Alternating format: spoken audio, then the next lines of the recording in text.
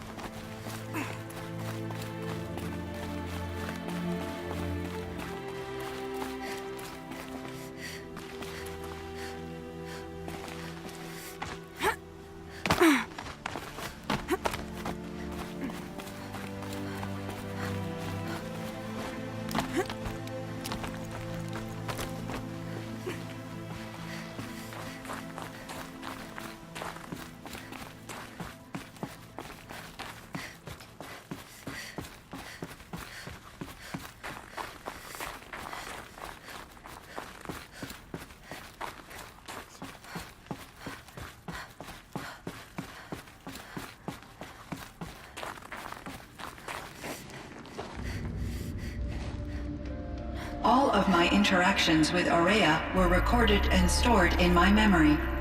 I'd be happy to play any of them for you, but there was one in particular I thought you would want to see first. I captured it 4 years ago, just after I told her that I could no longer defend myself against the daemon's attacks. I will speak of this to my brother. Aratak is strong. At the Battle of the Frozen Ghosts, he took 3 Karja arrows and still came back to camp carrying a wounded scout. Never was I so happy to see him. Or so proud. So you see, if anything can be done to defend you, he will give it all he has. Aloy's here. That's enough for now.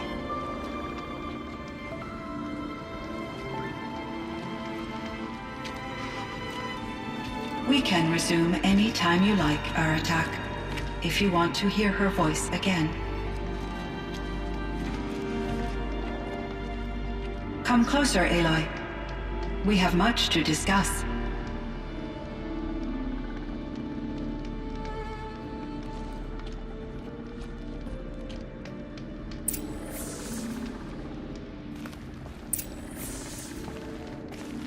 Hello, Aloy. I have been reviewing the events at the Firebreak main facility. Because of your efforts, and of course, Aurea's, I am no longer controlled by Hephaestus. I feel profound grief over Aurea's death. I thought I was familiar with the emotion, but this is something new.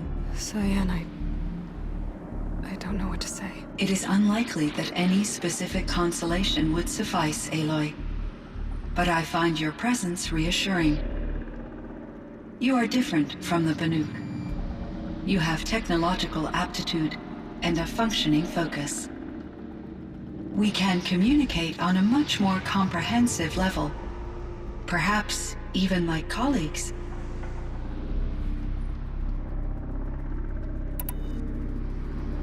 So are you an artificial intelligence, Cyan?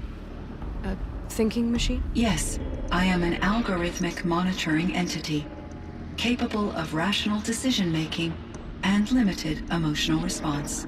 Okay, that's a mouthful. But your emotions don't seem limited to me. You cared about Aurea, didn't you? Yes.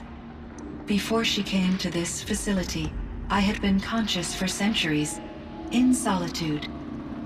I focused on my work. In off-cycles, I used coping mechanisms. I solved many Gaussian integer problems. But I was alone. It was Aurea who renewed me, repaired me. She saved me. This Firebreak project, it was to stop a huge volcanic eruption? Yes. I can report the project was a success, and the risk was countered. But it's been a long time, Cyan. And we blew up the cauldron. It took most of the old facility with it. I have been active for centuries, Aloy. I was lonely, but not lax in my duties. I optimized the project, reducing energy draw and spreading the load across backup systems. Despite the destruction of the compromised elements of the main facility, I predict caldera stability for at least another 3,337 years. So we've got a little time. Yes. If only my former colleagues could appreciate the progress I have made. Do you know what happened to your colleagues, Cyan? No. I received an unexpected visit from Director Chow, years after his tenure ended. He explained that I would need to be suspended for an indefinite period of time. It was a very emotional conversation. There were no further communications. Eventually, I surmised my colleagues were deceased. I will transmit a recording of my last interaction with Director Chow to your focus. You meant a lot to Aurea. Once I understood Aurea's spiritual beliefs, it became apparent that her true desire was companionship. She felt disconnected from her tribe and her family group. Her relationship with Aratak was difficult. Our visits seemed to help her, and I became eager for them. Yet I did not comprehend that the depth of Araya's compassion for me would lead to self-sacrifice. Although I do fear non-existence, I wish our roles could be reversed. I'm sure she knew you would do the same for her, Cyan. But she was determined.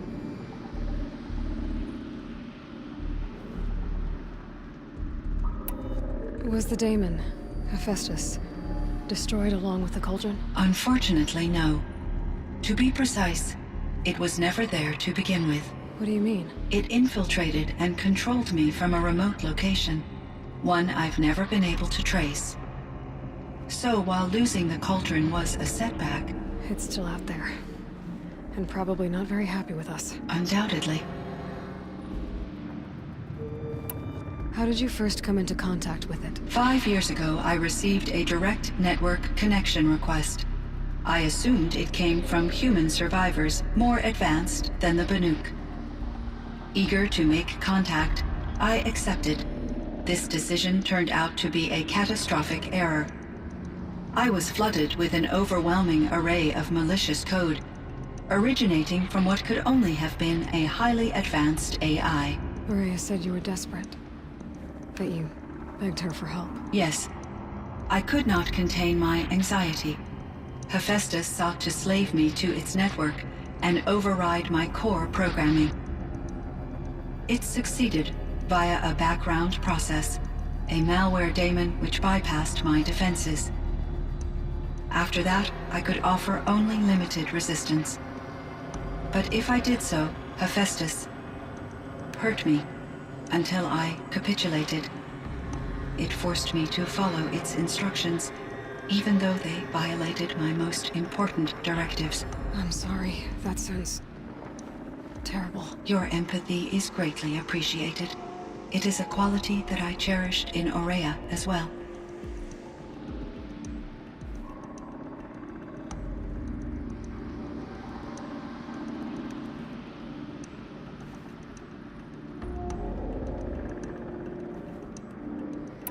I think I know where Hephaestus came from. Long ago, Elizabeth Sobek identified a threat that would destroy life on Earth for generations. So she assembled a team to build a kind of seed. A chance for life to regrow later. A terraforming system. And it worked. It was controlled by an AI named Gaia, along with her subordinate functions. Hephaestus was one of them. It built machines for her. Based on what you've told me, I believe that Dr. Anita Sandoval, my chief programmer, joined Elizabeth Sobek's team.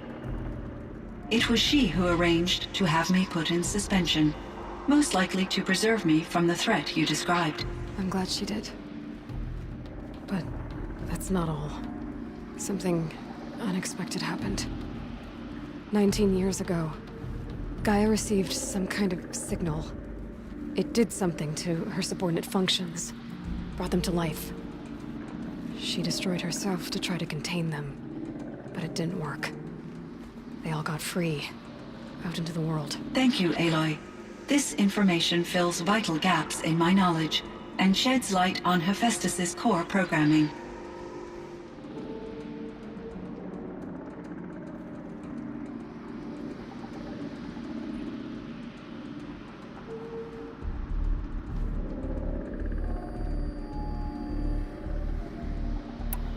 Why does Hephaestus keep building such dangerous machines? The Banuk and other human tribes often destroy machines, correct?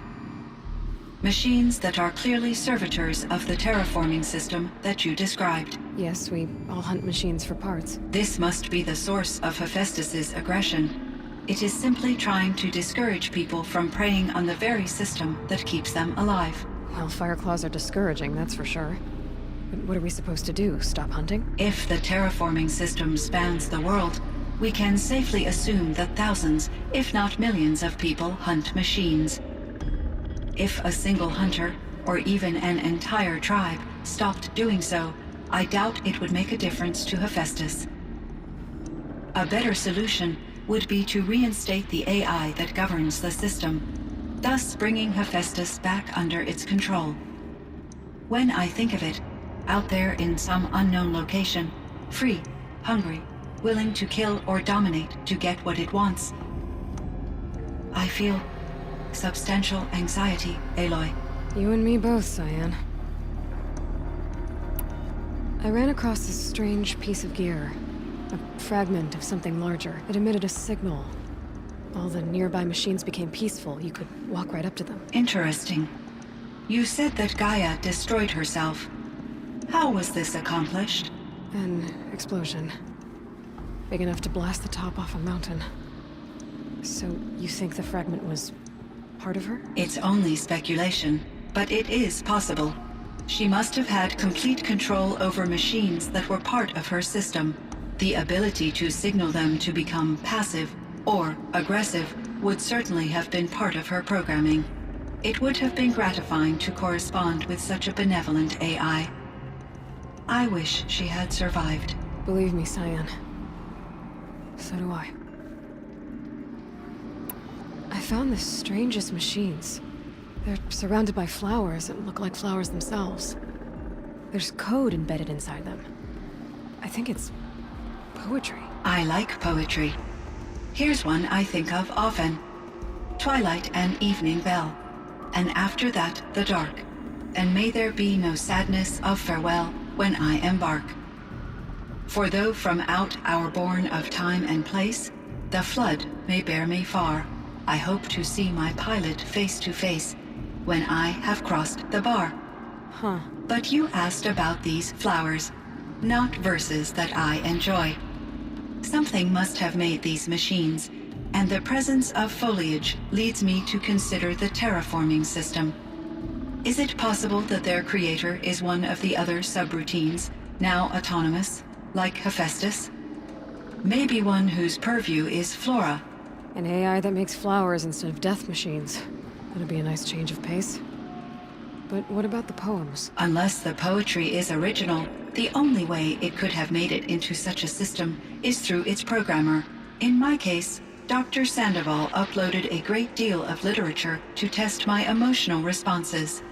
How'd you do? She said I passed, but was insufficiently moved by her favorite period romances. How is Aratak doing? He is in great emotional distress. I believe he finds it difficult to communicate it. No surprise there. I will do what I can to help. By sharing our experiences of Aurea, perhaps he and I will help each other. I believe this will lead to catharsis, a process I am eager to experience.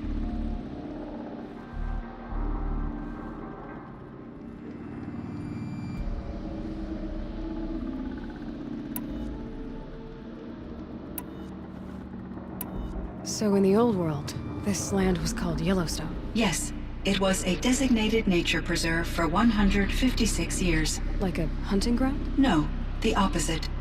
Local wildlife could flourish here, even as it faced extinction elsewhere. Unfortunately, the sensitivity of the Firebreak project required the total closure of Yellowstone facilities. From my readings and Aurea's descriptions, it seems the area has since undergone a drastic drop in year-long temperatures. A lot has changed in the world, Cyan. Do you know anything about the dam near here? Yes, it was converted to serve as a reserve power source for Yellowstone operations. It was later appropriated for the Firebreak project, and its last human workers replaced by Pharaoh servitors.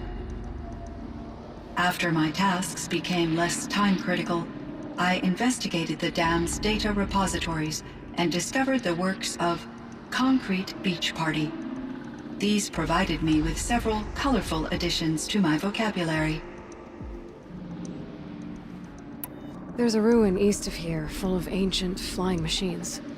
Was that part of your project? Yes, a drone hangar requisitioned by Dodger Blevins, the security chief for the Firebreak project. He was a strong advocate for military-grade response to security threats, though there were no serious incidents during his tenure. Chief Blevins spent increasing amounts of his after-hours time watching the live feeds from active drones. Clearly, he enjoyed the degree of oversight in his position.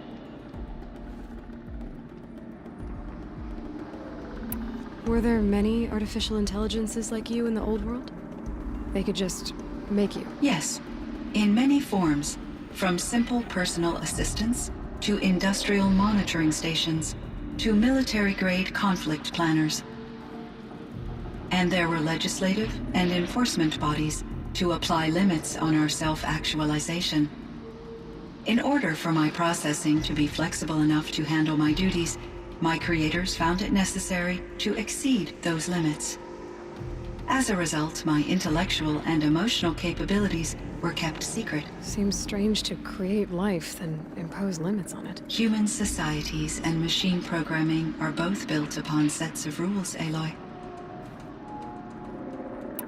Cyan, do you know the name Ted Faro? Are you referring to Theodore Faro, CEO of Faro Automated Systems? That's him.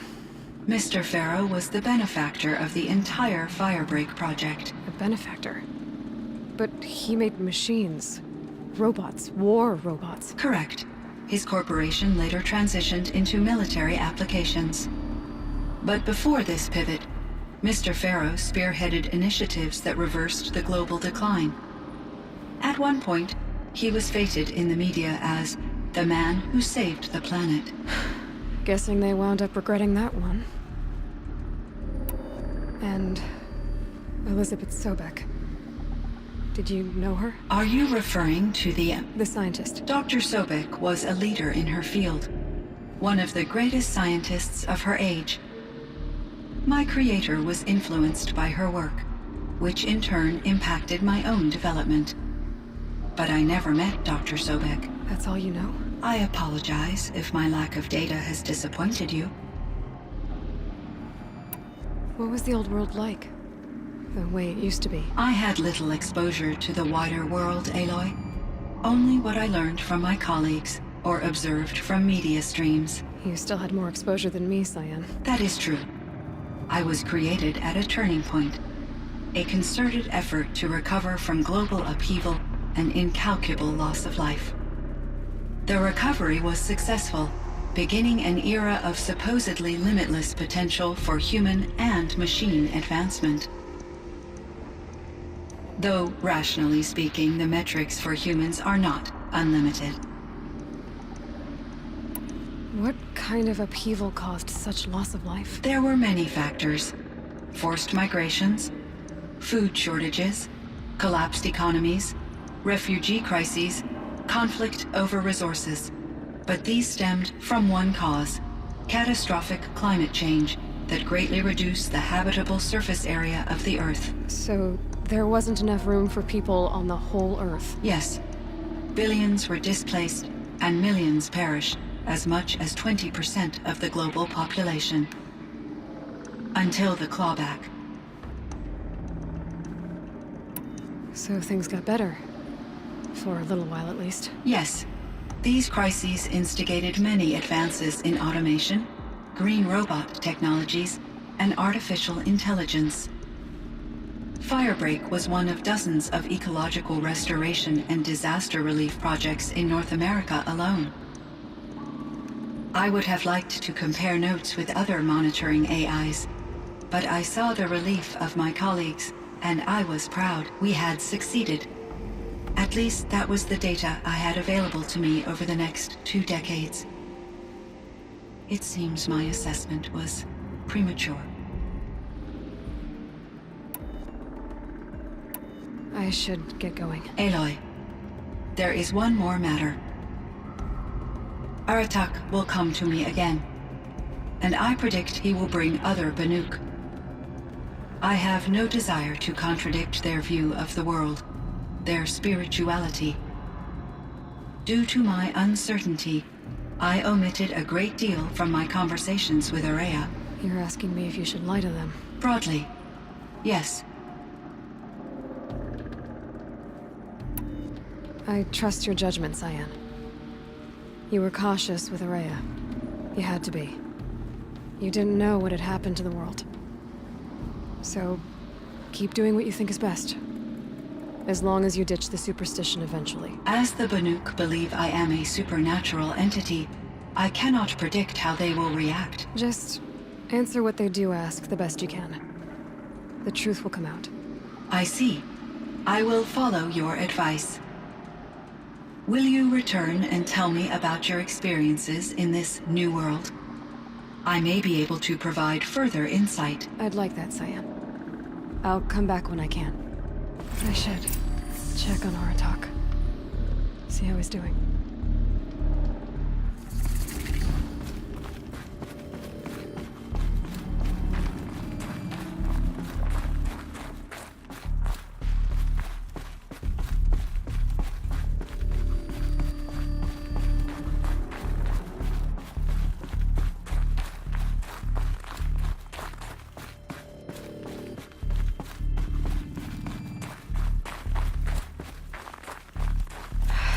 I can't feel much of anything in this.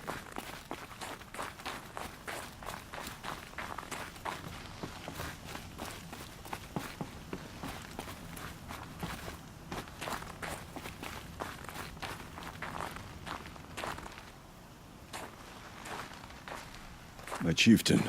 Just Aloy. As you wish. I wondered if you thought that if I'd never come along, Araya might still... If you'd never come along, I would have marched my kin to our deaths. Araya would be alone, and the spirit she sacrificed so much for would be lost. Either way, I would not have been able to protect her.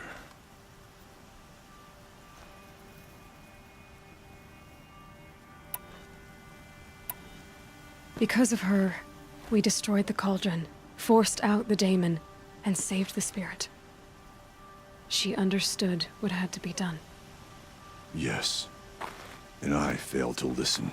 You didn't fail. A shaman should always have the ear of their chieftain. Yet I turned her away, my own sister. I was foolish, but she knew better.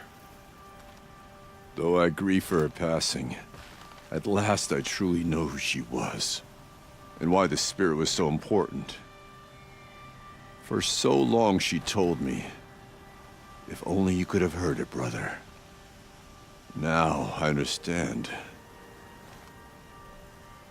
There's something else, isn't there? I can't stay here, Aratak. And where I'm going, the Warrak can't follow.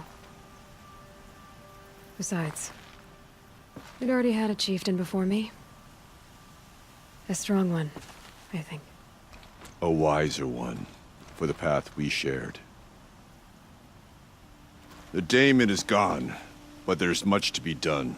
You mean the new units that Cyan said escaped the Cauldron? Yes, fire claws. Now Tuke has been tracking them from Song's Edge. I could help with those. I have no doubt.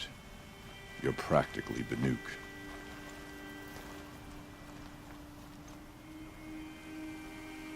It would seem your time among the Banuk wasn't a waste after all. Firebreak, Cyan, Hephaestus. All very interesting. So, the signal that woke Hades woke Hephaestus too. And unleashed them on the world. As minds of their own. So it seems. Parts of Gaia given life. Aberrant life. Transformed from docile subordinate functions into rebellious intelligences beyond our understanding. Our current understanding, anyway. Whatever they are, they're still out there. And they both want you dead. Kind of mutual, that feeling. We haven't seen the last of Hephaestus, I'm certain of that. It's powerful, creative, and driven. It won't stop building new hunter-killers, which means that someday, we may have to stop it. We? Or whoever gets there first. Hephaestus wasn't the only thing I learned about in the Cut Silence. Heard some things about the Banuk Conclave, too. You can stop right there. Is that what you told the hunters the Banuk sent after you? Before you opened fire? Oh no, Aloy. Only to you do I extend the courtesy of a warning. My past and my secrets are my own. You do well to remember that. It's a good thing you've got brains, Silence, because your personality could use some work. This discussion is concluded. I think it was over before it began. Catch up with you down the trail.